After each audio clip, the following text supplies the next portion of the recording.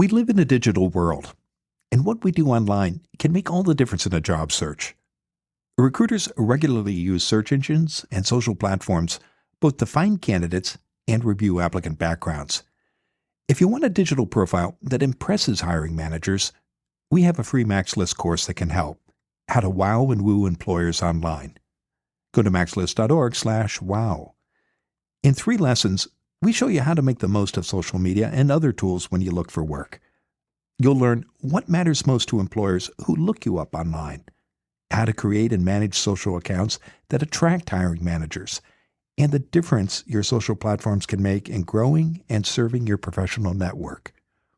To enroll in this free course, visit maxlist.org/wow. Again, that's maxlist.org/wow.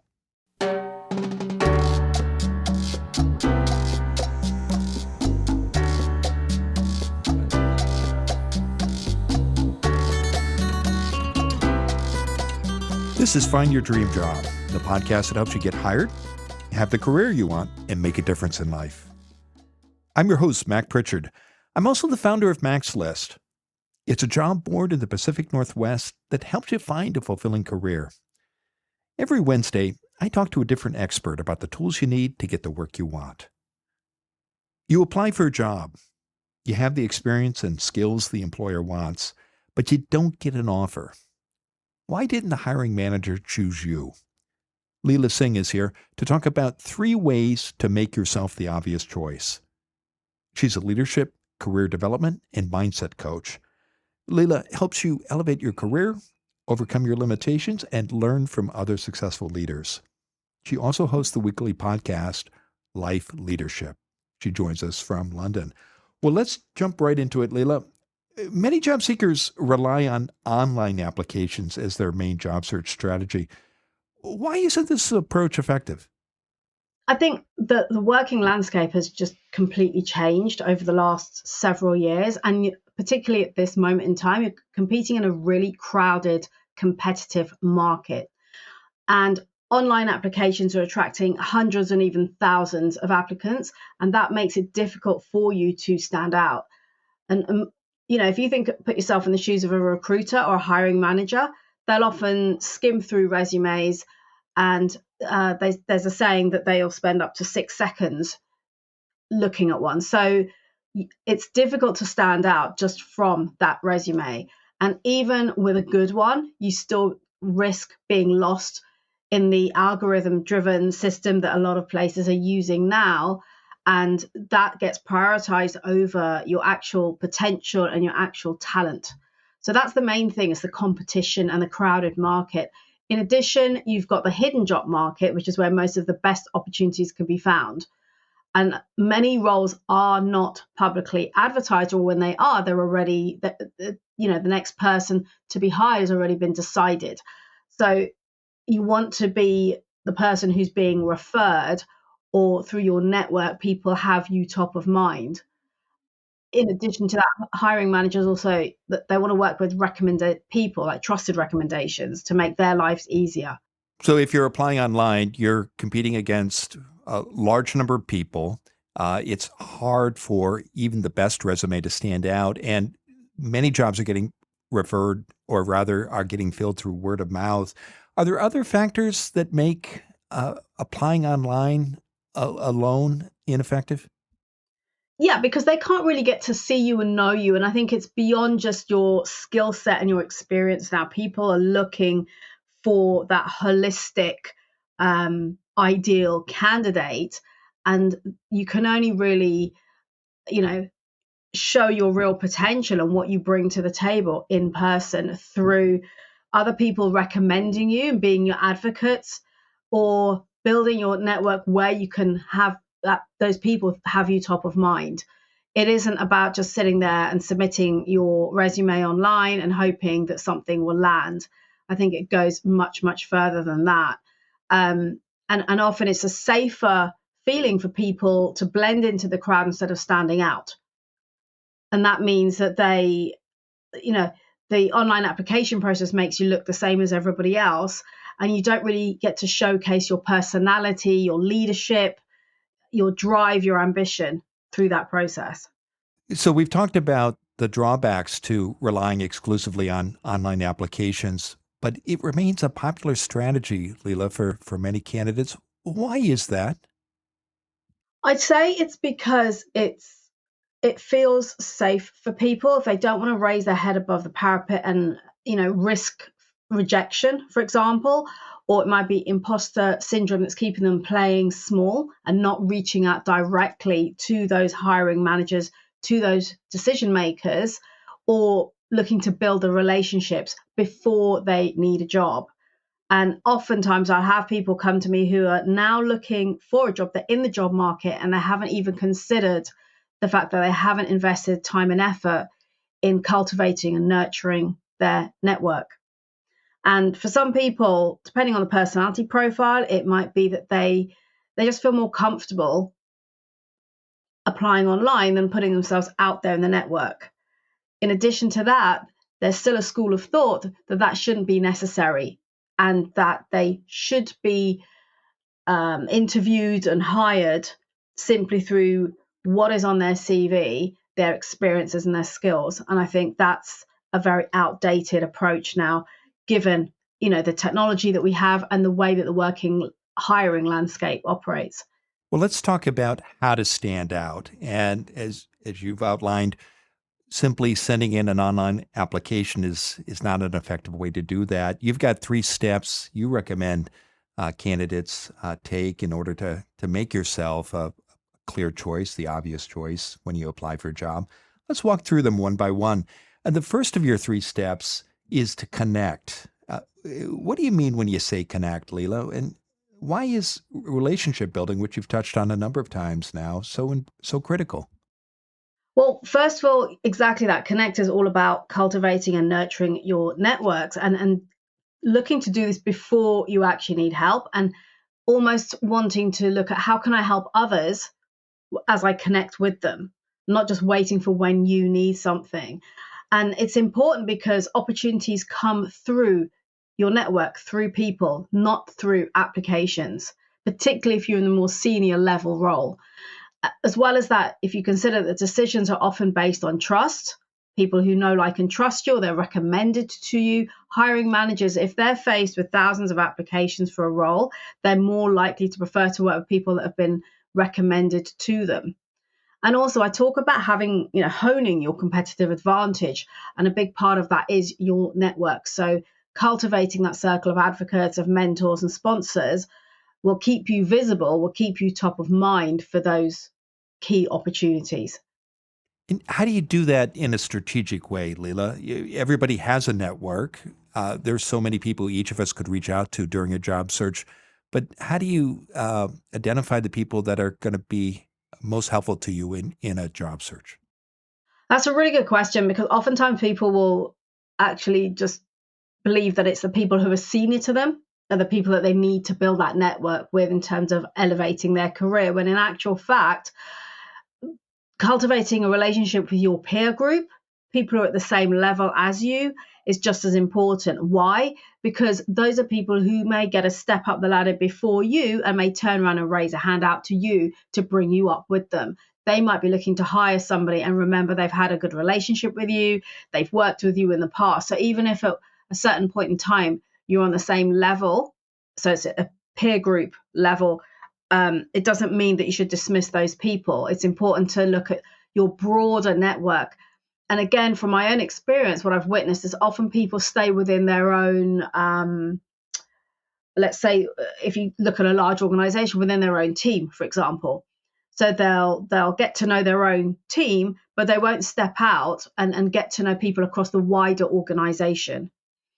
And it's not about necessarily wanting to move into a different part of the business. It's simply that people in other departments, for example, so if you're a finance person, go speak to sales, go speak to HR and operations and delivery. Why?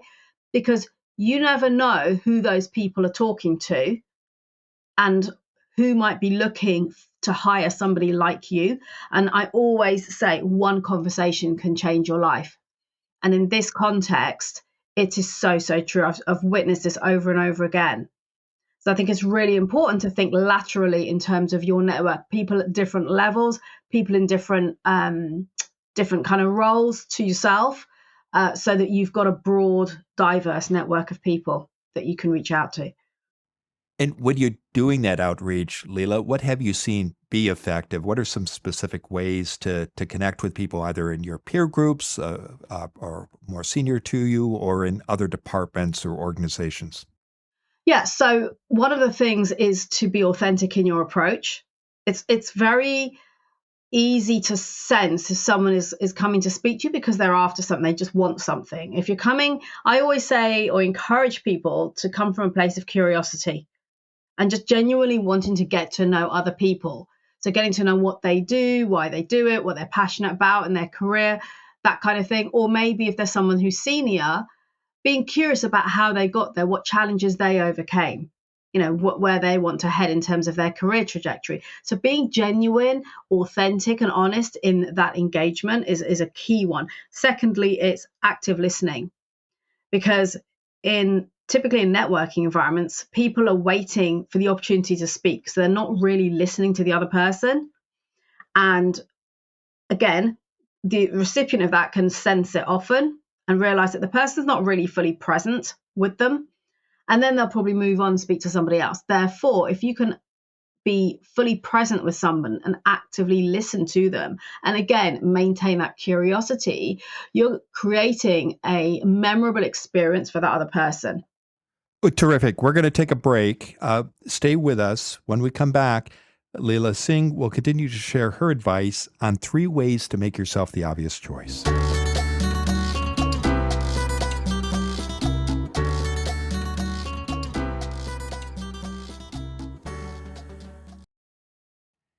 Here at Max List, I talk to job seekers every day.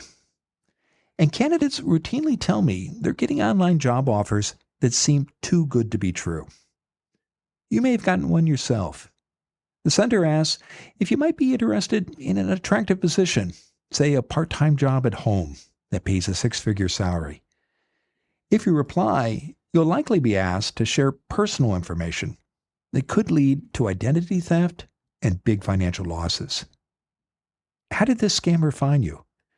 Data brokers collect and sell your personal information to others, or share it on people's search sites, and criminals have been known to use these records to target victims. But you can protect yourself.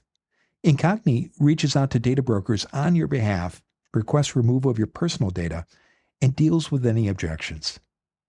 And because many data brokers continue to collect your personal information after they've removed it, Incogni takes care that your data stays off the market by making repeated removal requests. Take back control of your personal data today. Use promo code DREAMJOB to get an exclusive 60% off an Incogni annual plan at incogni.com/dreamjob. Do you know what this means? It's the sound you hear when learning a new language with Babbel. This year, speak like a whole new you with Babbel, the language learning app that gets you talking. Babbel's quick 10-minute lessons, handcrafted by more than 200 language experts, get you to begin speaking your new language in 3 weeks or whatever pace you choose. Using Babbel has helped me keep up and improve the Spanish I've learned through travel and traditional classes. I also hope to return to Italy this fall for a 10-day silent film festival in Pordenone. So I'm using Babbel to pick up basic Italian to order meals and navigate the city between movies. Need proof that Babbel gets you talking? Studies from Yale, Michigan State, and other leading universities continue to prove Babbel works. In fact, one study found that using Babbel for 15 hours is equivalent to a full semester at college. This year, get talking with Babbel. Babbel's gifting our listeners 60% off subscriptions at babbel.com/dreamjob. Get up to 60% off at babbel.com/dreamjob. Spelled BABBEL.com/dreamjob. Babbel.com/dreamjob. Rules and restrictions may apply.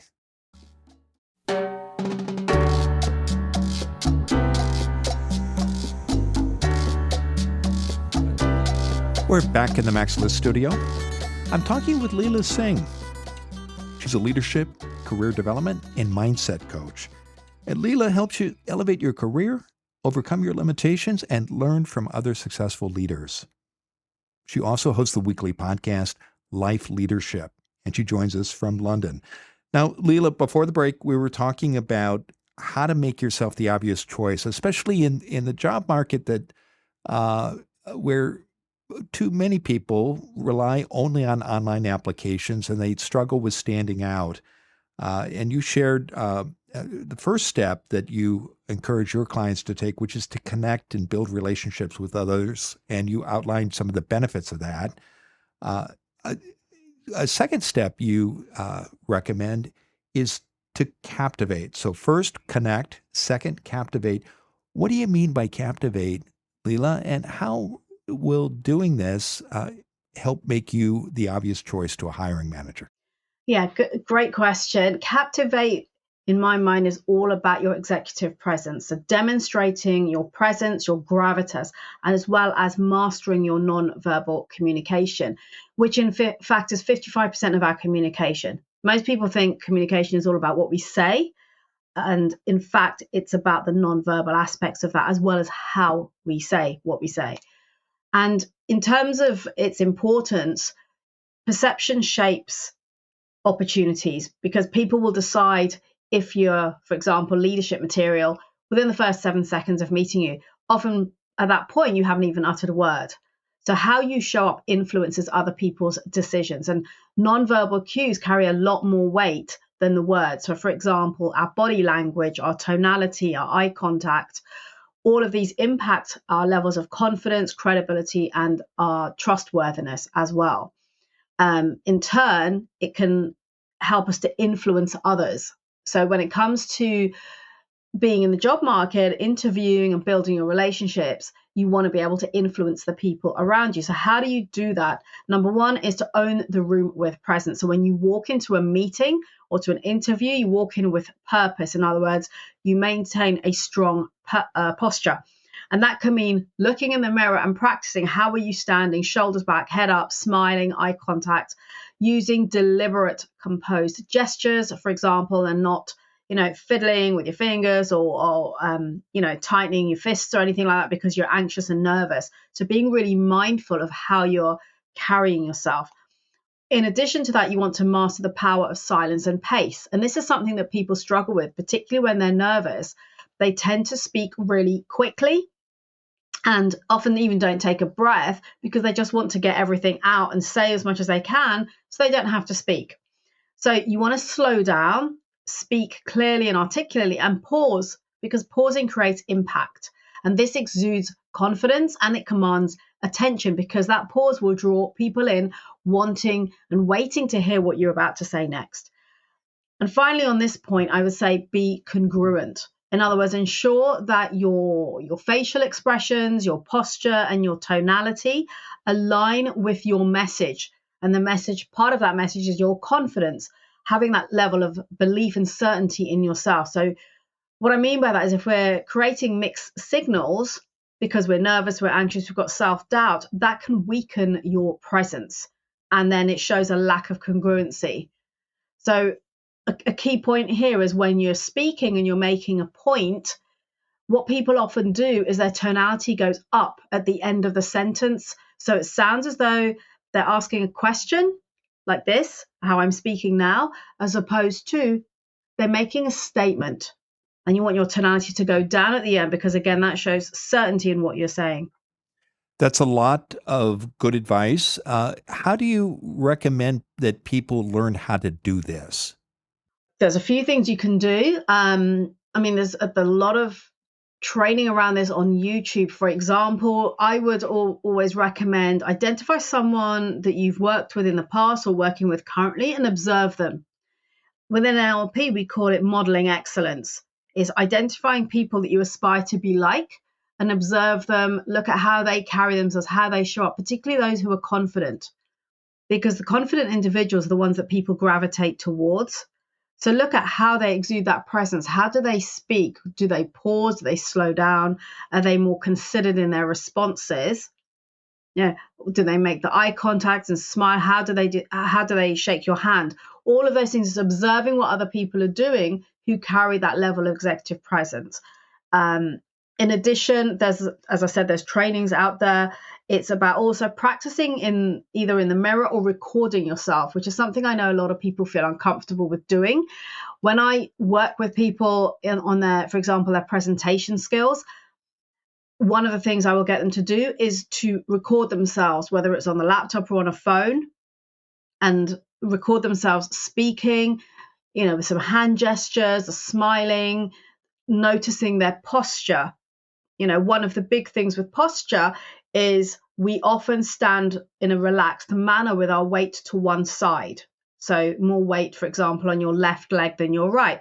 That's okay in a relaxed environment. But actually, the minute you equalize that weighting on both feet and have them hip width apart, you're already standing in your power. You're standing in your confidence. You will feel different and other people will perceive you differently.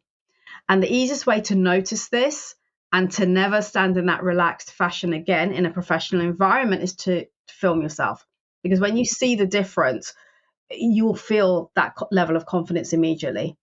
Well, confidence, of course, is the third of the three steps you encourage job seekers to take in order to make yourself the obvious choice. And you've outlined a number of ways to demonstrate confidence. What about mindset? What role does mindset play in helping you both feel and show confidence to employers? In my view, mindset is 80% of your success. And I think it's Tony Robbins who says this, that success is 20% strategy and 80% mindset. Because we all love to look for the tools and the strategies and the what to do's. But if internally we don't believe it, if we don't have that belief in ourselves, we don't have that certainty in ourselves, then that's going to come through. There's going to be that lack of congruency that I mentioned earlier. Your mindset determines your results. And if you don't believe in your own value when you're communicating to others, people will sense that. It will also come through in the language that you're using. Someone could be saying something to me, but the words that they're using, the language to convey their message, could be at conflict with what they're actually saying. So there are three steps you encourage candidates to take to stand out and make yourself the obvious choice to a hiring manager. Is connect, captivate, confidence. For someone who wants to act on these ideas, Leila, what's one small action you can take today? I think the smallest and most powerful action you could take is to start to build your self-awareness. And how do you do that? Is pick one of these actions that we've spoken about today and start to embody it. So even posture, that is the simplest thing you can do. Stand in front of the mirror and notice your posture. How can you improve it? What can you do differently and better? And notice how you're feeling as a consequence of that.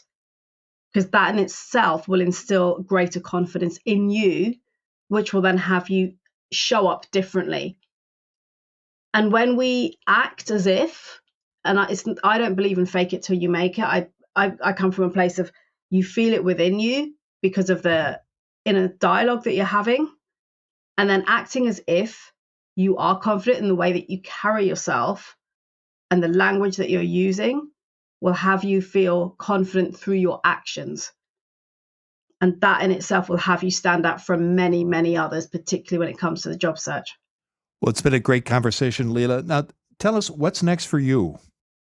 What's next for me? I am currently pivoting from B2C business, so working one-to-one with individuals, to transitioning to working with teams, organizations, and leaders, because I've recently added a new tool to my toolkit, which is the Enneagram.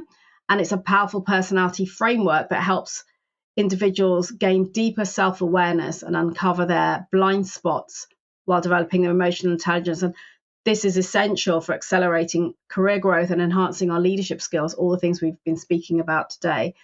And in addition to that, I've also just in this year launched the Leadership Launchpad, which is a group program for individuals who are wanting to build their executive presence, enhance communication skills, and position themselves for leadership roles. As part of that, you get to engage with a private community of like-minded people. So again, coming back to building your network. And again, you just don't know where those conversations can lead.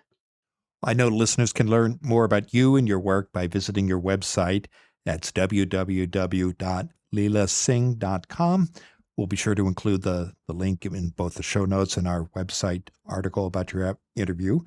And you also invite listeners to connect with you on LinkedIn. And when you do reach out to Leila, I hope that you'll mention you heard her on Find Your Dream Job. Now, Leila, given all the great advice you've shared today, what's the one thing you want a listener to remember about your 3 ways to make yourself the obvious choice? Here's the thing. You own your career and you are your own brand. So harness your competitive advantage by embracing the 3 areas that we've spoken about today, and you will stand out. You will be remembered for the right reasons.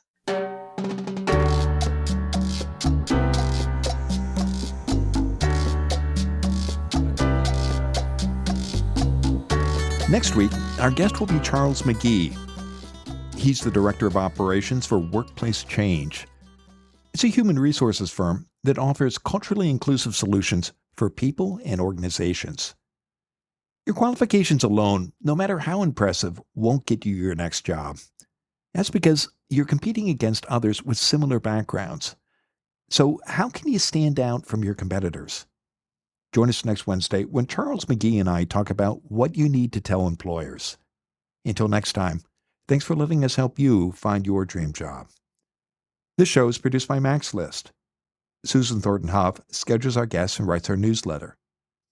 Lisa Kislenberry Anderson manages our social media. Our sound engineer and editor is Matt Fiorillo. Dawn Mold creates our transcripts, and our music is by Freddie Trujillo. This is Mac Pritchard. See you next week.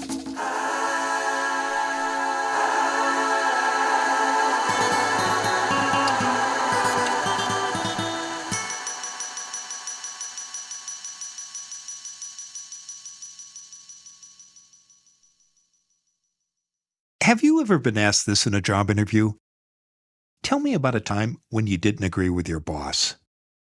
What would you say? This is what's called a behavioral interview question, and it's a common tactic. Employers use this kind of question to explore your fit for a job based on your past experience. It can be an easy question to answer if you have the right strategy. I show you how to answer these gotcha questions in our free Max List guide, 100 Behavioral Interview Questions You Need to Know. To get your copy, visit maxlist.org/questions. You'll also learn 4 simple steps for answering any behavioral interview question. Again, that's maxlist.org/questions. You can count on getting these questions in your next interview. Why not get the answers before you walk into the interview room? Go to maxlist.org/questions.